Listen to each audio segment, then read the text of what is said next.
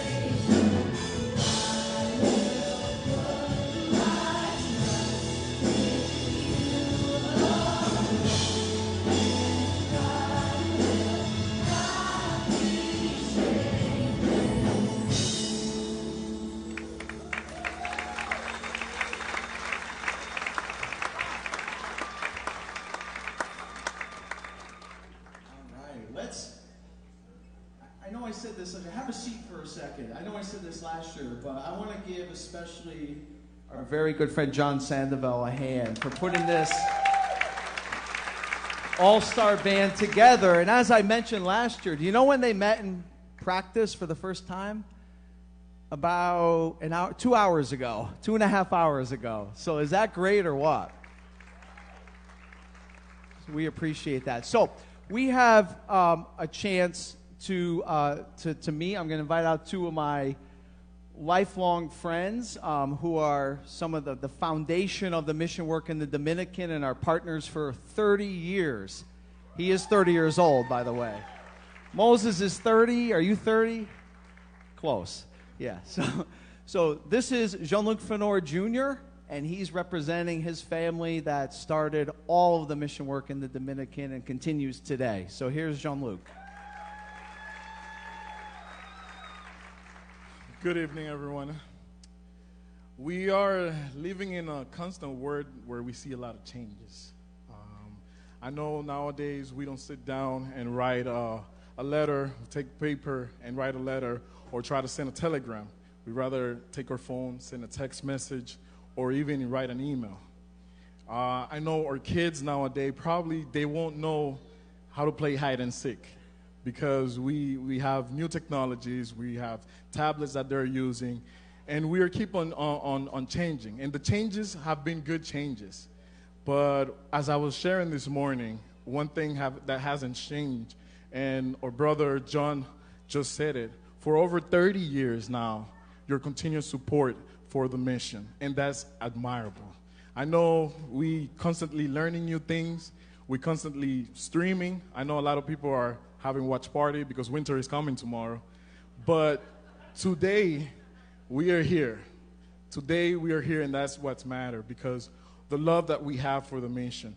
And we pray, God, that this love do not change, and we keep on supporting those kids. Today I stand here in representation of all those children at Joe Harman that today they're not at home. From Monday to Friday, they're no longer at home watching TV.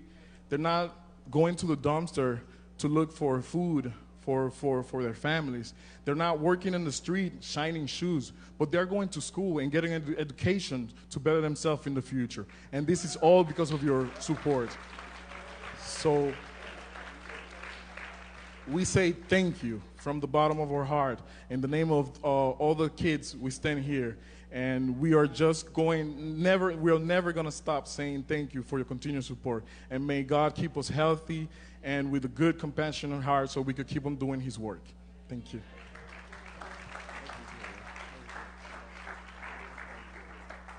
Okay, and now we are very happy to introduce to you the CEO of the Good Samaritan Hospital. You saw a little bit about that in the video before about Benoit, but welcome Moises Cifren.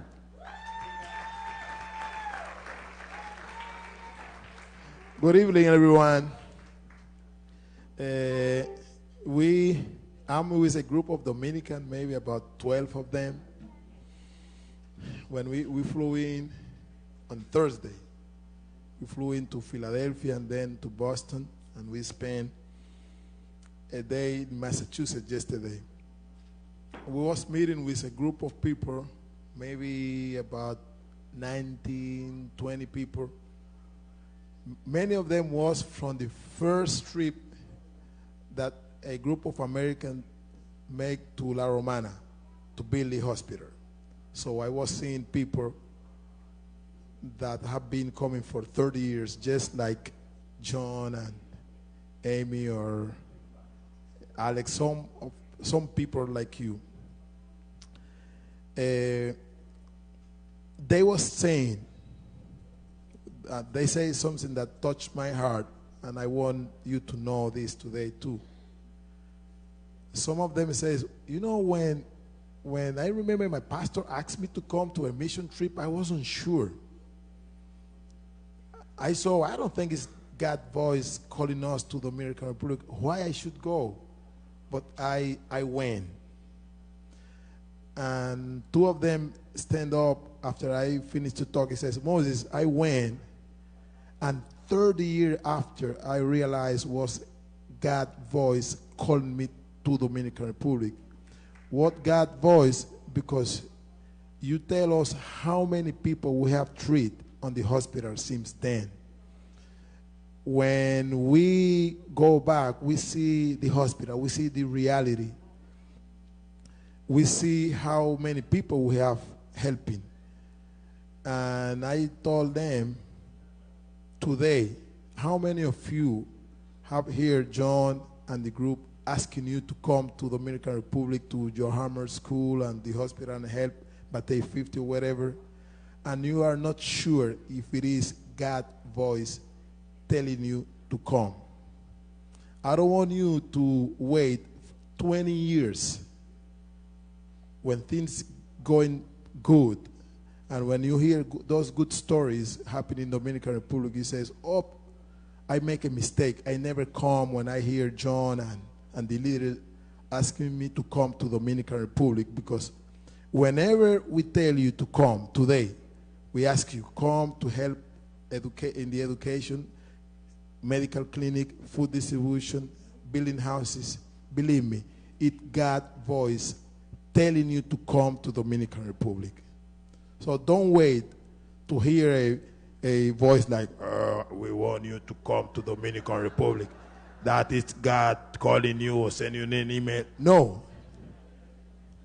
Whenever you get an email or a text message in your phone, in your computer, telling you the dates that you want to come, that it's God's voice. It's God sending you an email.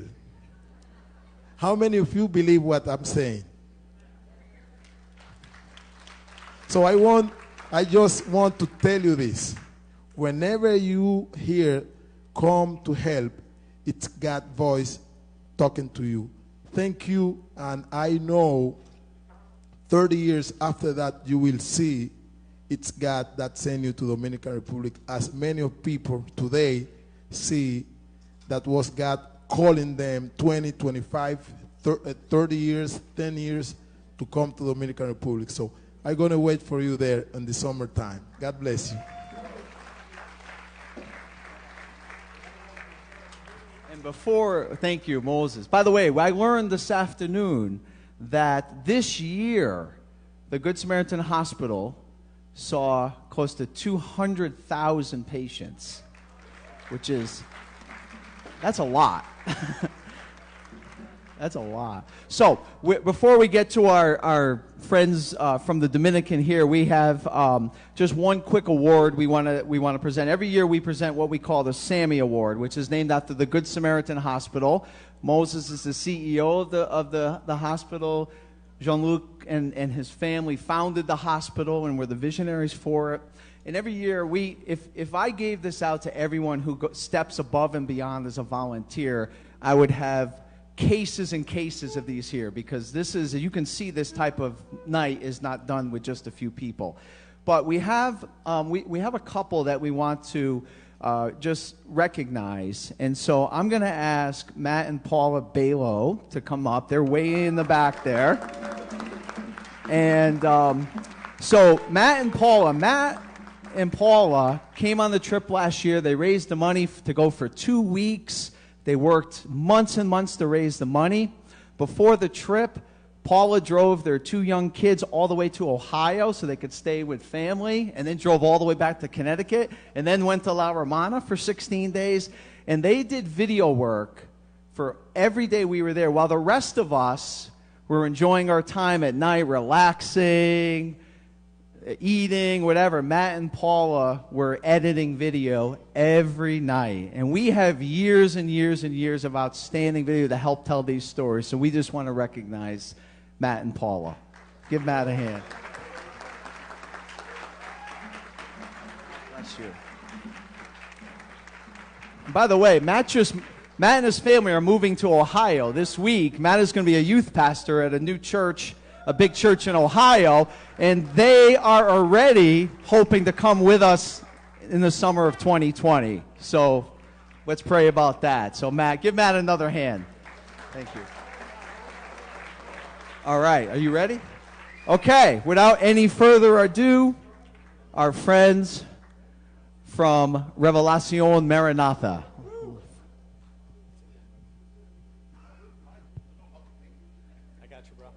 Thank you very much.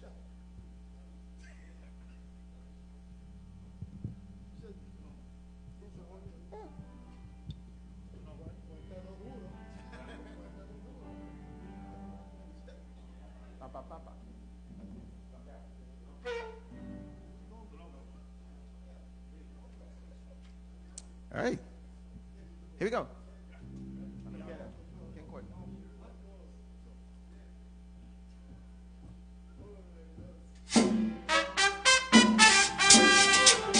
All right.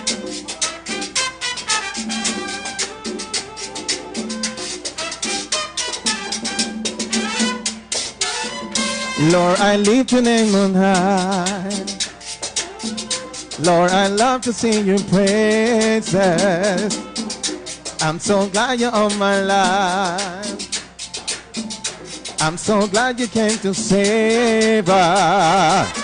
You came from heaven to earth to show us the way, from the earth to the cross, my death to pain, from the cross to the grave, from the grave to the sky. Lord, I lift your name on high.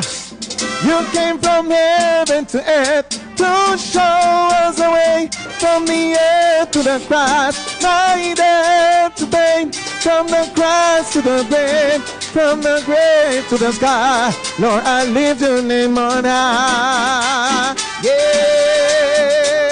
Oh. Here you go.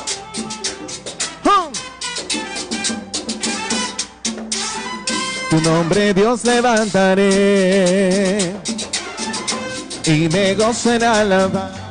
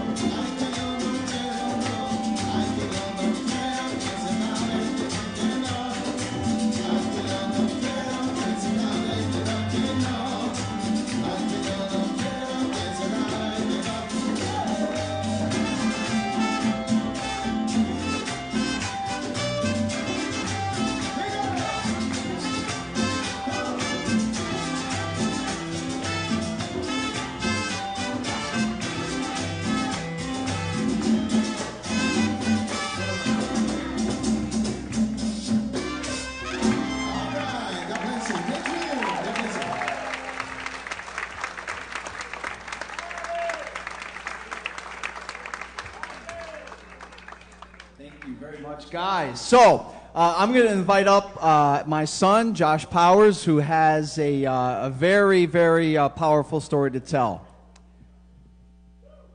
Give Josh, he's my son, please.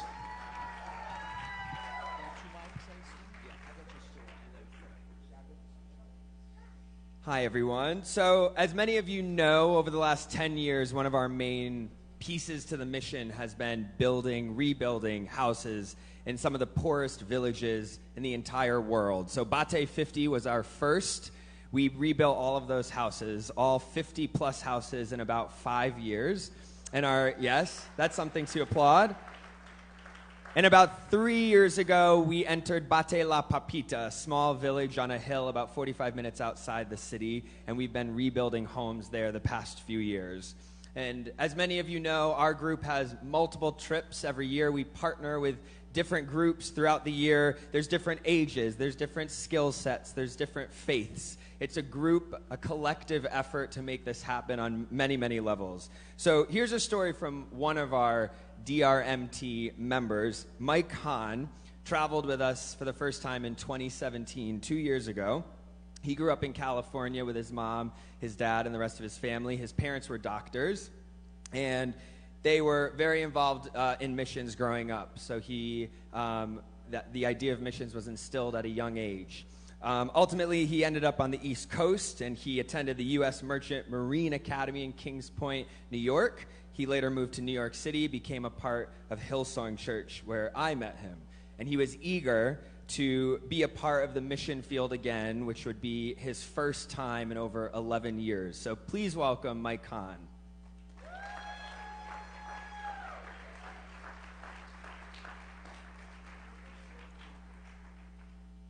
Hello, Mike. We do like each other. We're friends. Okay, so why did you decide to go in 2017?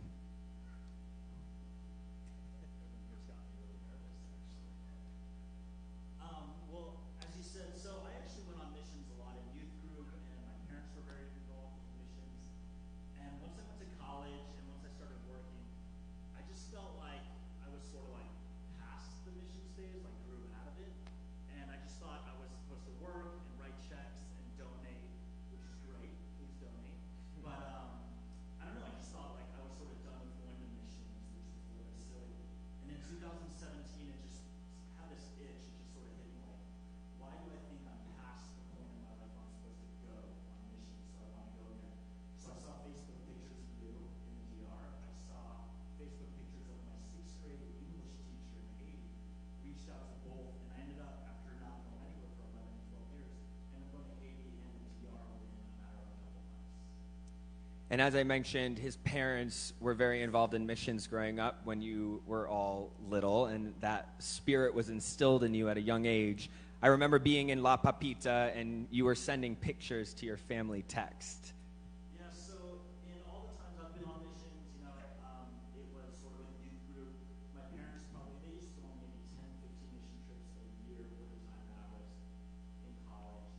And I've seen a lot of pictures of them, but we never got to go together. So when I went in 2017, I had sent some pictures of us that might be up, or, us at La Papita, building houses and playing with kids, and I sent it in a group family chat.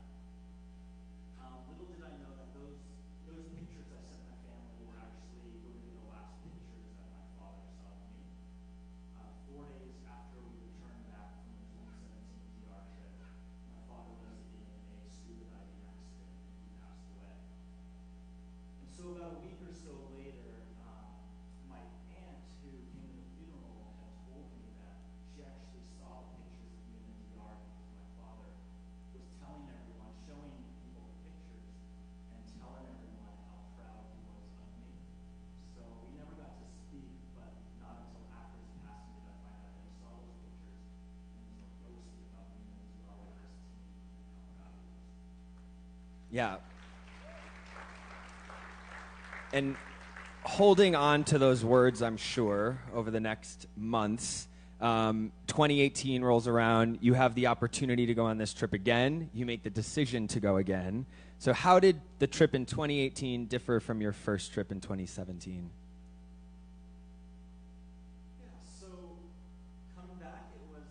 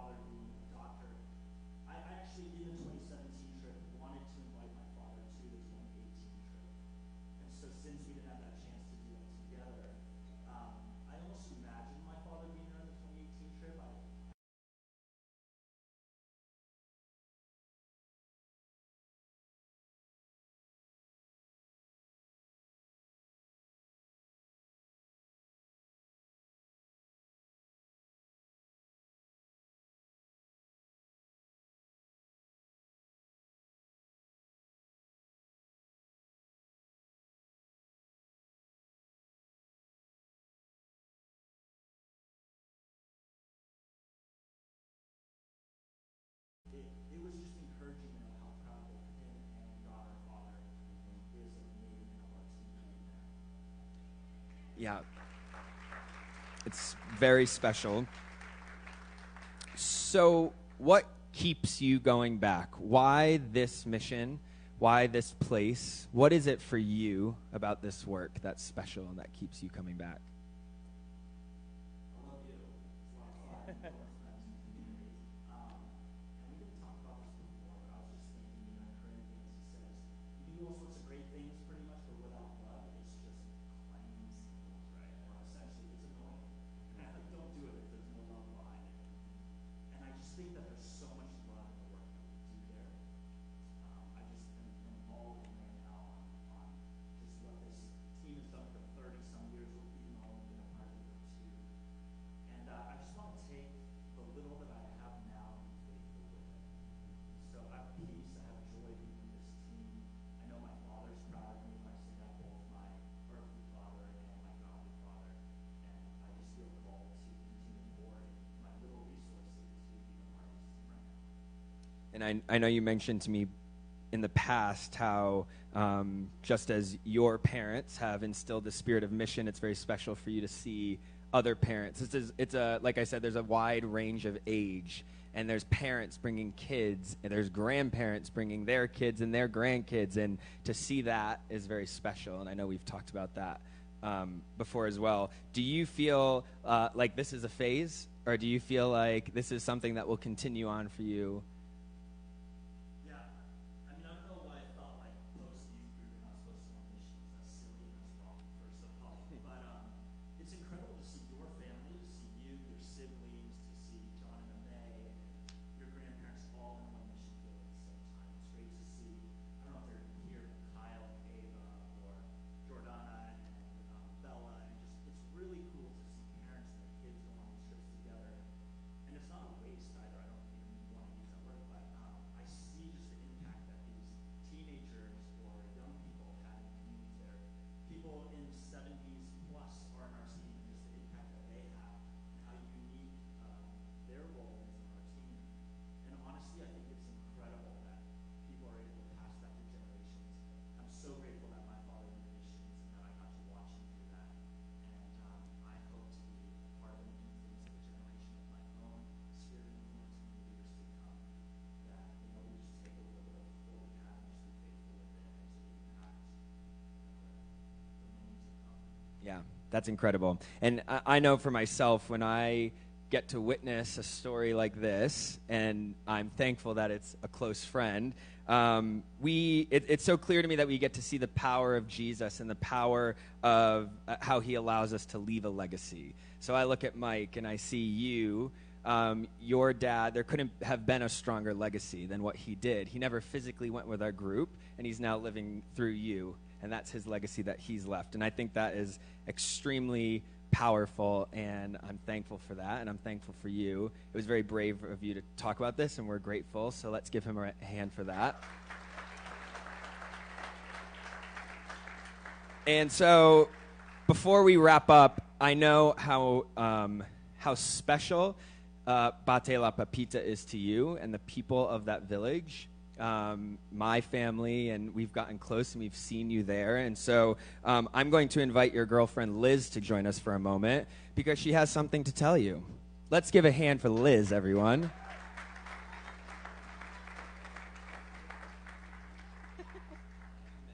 Oh, this is scary. Okay, so thanks. Hi, guys. So like Josh said, your dad's legacy will live on in La Papita, and we wanted to take it one step further. So with the help of this group in front of you and a few of your close friends, we raised more than $9,200 to build this house in La Papita this July.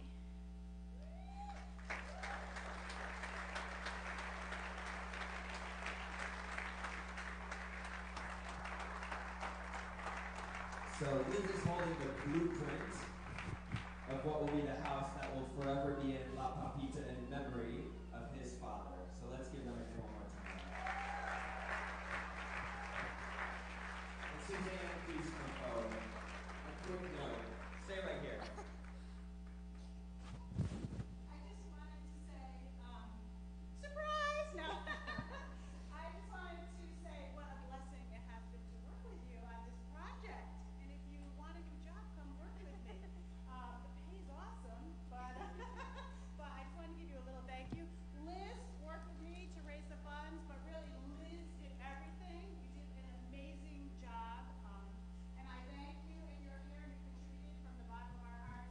Thank you so much.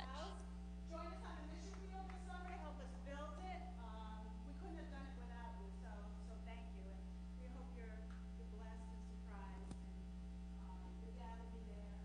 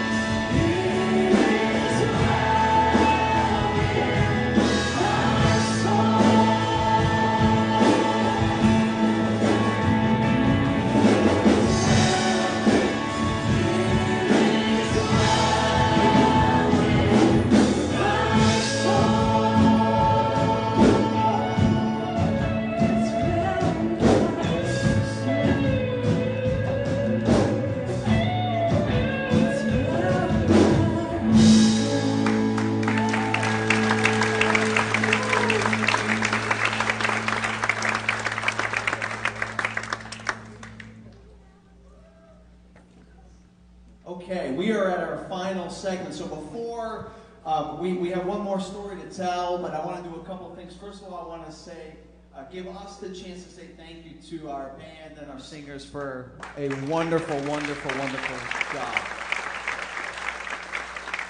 And then as soon as we are done with our last song in a couple minutes, I want everyone to know just what's happening. So we're going to go out and take a left, and there is a massive silent auction. I encourage you to build. We are a 100% volunteer organization, so everything goes towards the trips this summer, fall, or winter, and towards helping those in great need. There is great food down there I hope you will enjoy.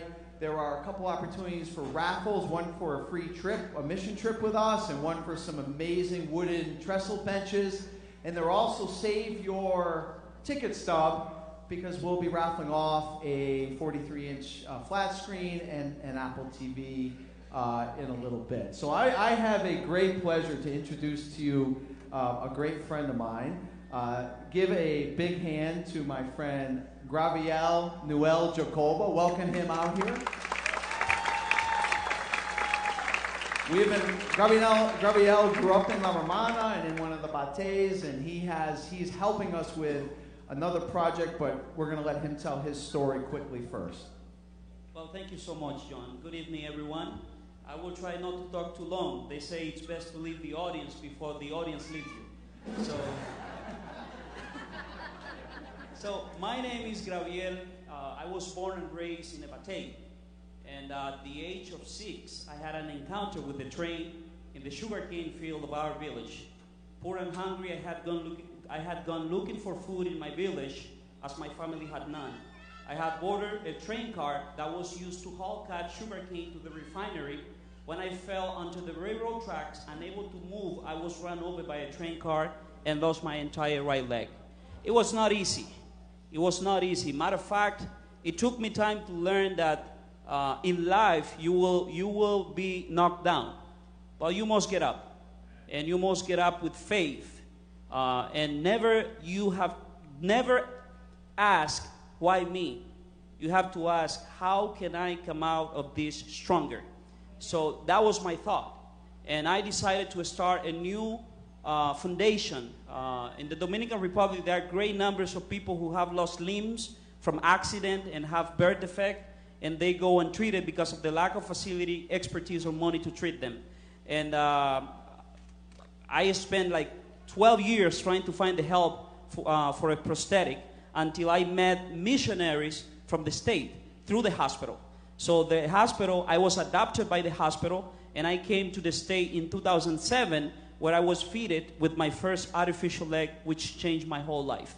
So I decided to do the same thing. So we create this Centro de Prótesis y Terapia Física, which translate prosthetic and physical therapy center, to help amputees as I was helped. I know I was blessed to come to this beautiful country, to have my first leg.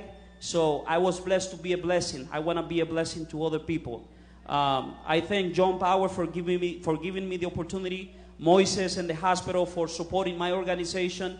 So thank you so much. I think it's a responsibility that we must have to help others when we can.